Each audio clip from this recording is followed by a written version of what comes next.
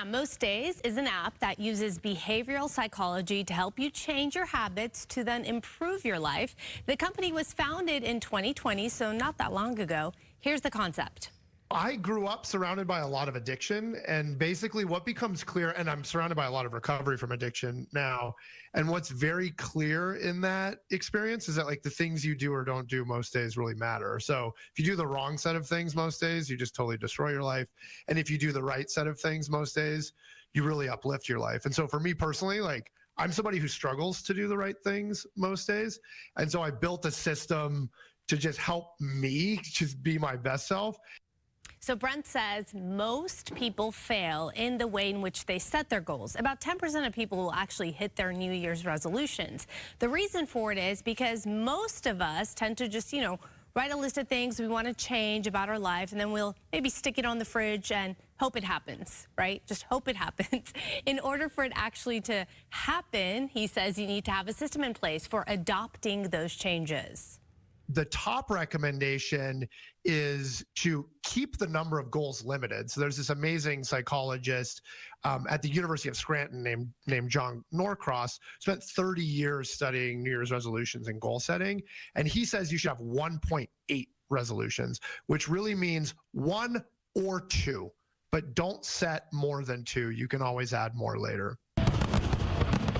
The second recommendation is you want to make sure that your goals are realistic. If you don't achieve a goal, that can actually be counterproductive. It contributes to this loop of the way in which you view yourself as failing, and then you're less likely to set the goal and achieve the goal.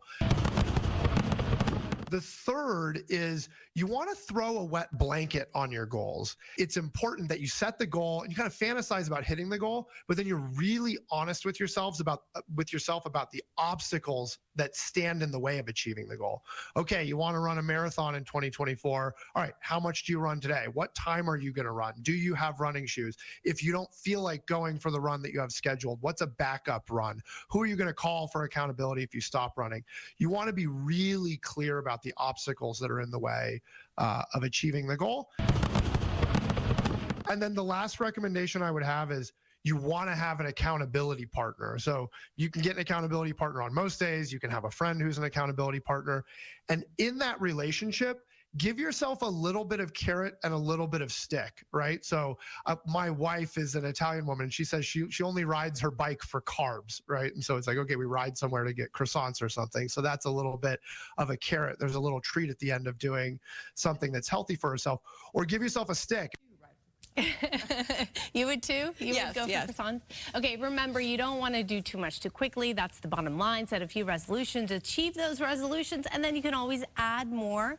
He says if you bite off more than you can chew, you're likely, of course, to fail or just kind of give up, which happens all the time. Yes. It sure does. Yeah. So I'm trying to be realistic with mine. Which is why you're not joining our Juice Cleanse. That's exactly right. Yeah. You invited me to join the Juice Cleanse. I said no, because I know I won't do it.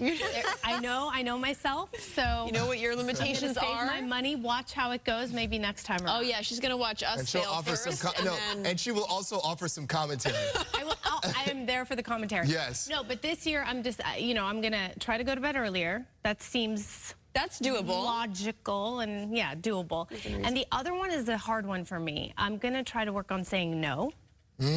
Actually doing fewer things. Yeah. Because it's a lot. So you do a lot. I'm going to really try. That's going to be hard.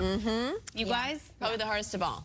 And I encourage Roxia to learn how to say no.